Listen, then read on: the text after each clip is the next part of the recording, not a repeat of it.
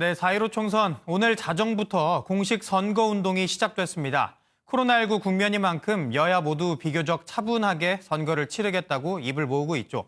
정치부 박유영 기자와 함께 총선 이슈 다뤄보겠습니다. 안녕하세요. 네, 박 기자 먼저 오늘부터 공식 선거운동이 가능하다 이렇게 전해드렸는데 사실 선거운동이라는 거는 계속해서 해오고 있던 거 아닙니까? 네, 쉽게 말해서 이게 어제까지는 좀 도와주십시오. 열심히 하겠습니다. 이런 말을 했다면 예. 오늘부터는 저를 뽑아주세요. 이렇게 좀 확실하게 말을 할 수 있다는 겁니다. 예. 일단 각 지역마다 출마자들의 벽보가 길에 붙을 거고요. 네. 후보자 등이 확성 장치가 달린 자동차를 이용해 공개된 장소에서 연설을 할 수도 있습니다. 네. 일반 유권자들도 선거운동이 가능해지는 만큼 지인들을 만나서 또 SNS에 글을 올려서 네. 유튜브를 통해서 특정 후보자에 대한 지지를 호소할 수도 있습니다. 네, 본격적으로 나를 뽑아달라 이렇게 하는 건데 사실 이 각 당들이 선거 운동을 어디서 하느냐 이것도 굉장히 좀 의미를 부여하잖아요. 그래서 각 당들은 어디서 처음에 이 선거 운동을 시작했는지도 좀 궁금하네요. 네, 맞습니다. 과거에도 보면 선거운동 시작점이라는 그 상징성 때문에 주로 민생과 관련된 곳에서 많이들 출발을 했는데요. 예. 이번에는 특히 시기가 시기인 만큼 코로나19로 전 국민이 유례없이 고통을 겪고 있지 않습니까? 예. 그래서 여야 모두 좀 비교적 차분하게 진행했습니다. 네.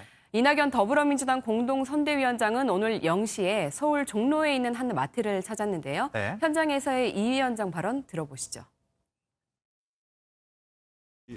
코로나19 이 터널이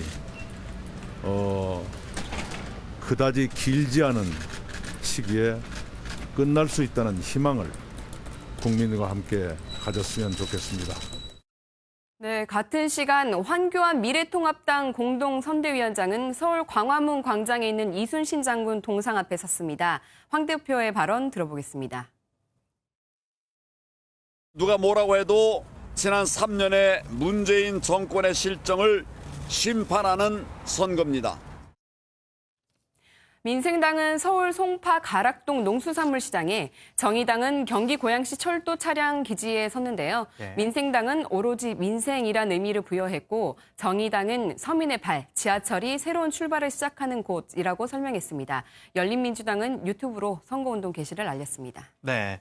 네, 그런데 어제였죠. 공교롭게도 이낙연, 황교안 두 선대위원장이 나란히 구설수에 올랐다고 하는데 이건 어떤 내용인가요? 네, 맞습니다. 어제 이낙연 위원장의 경우 부모님 묘소를 동생이 소유한 농지에 불법 조성했다는 지적이 나왔는데요. 예. 이 농지를 당국 승인 없이 다른 용도로 사용한 점이 문제됐는데 이 위원장은 과태료를 물고 이장하겠다고 밝혔습니다. 네. 또 황교안 대표는 N번방 사건이 문제됐습니다. 여기에서 나온 발언인데 네. 이 회원들의 신상 공개와 관련해 호기심으로 방에 들어갔다가 적절치 않다 싶어 활동을 그만둔 사람에 대해서는 판단이 좀 다를 수 있다라고 말한 게 논란이 됐습니다.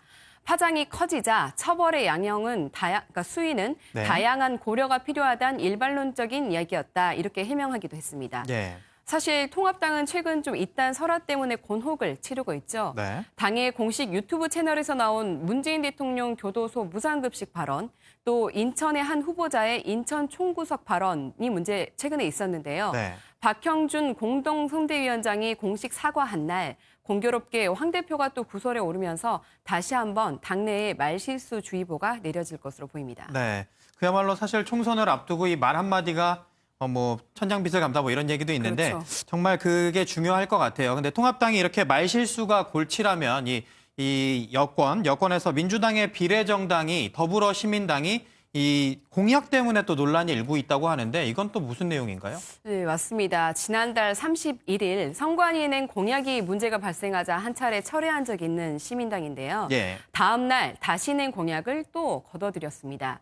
시민당은 처음엔 전 국민 60만 원 기본소득 지급을 내걸었다가 현금 폭탄 논란이 일자 네. 실무진이 실수한 거라며 철회했는데 예. 두 번째는 복붙이라고 하죠. 네. 민주당 공약을 내용과 순서를 그대로 베껴서 냈다가 3시간 만에 취소했습니다. 지금 네. 화면에 나오고 있는데 위에가 더불어시민당 공약이고요. 아래가 더불어민주당 공약인데 위아래가 거의 내용과 순서가 완전히 똑같은 걸 볼 수 있죠. 그렇네요. 네, 앞서 통합당의 비례정당인 미래한국당은 공천 파동이 일기도 했습니다.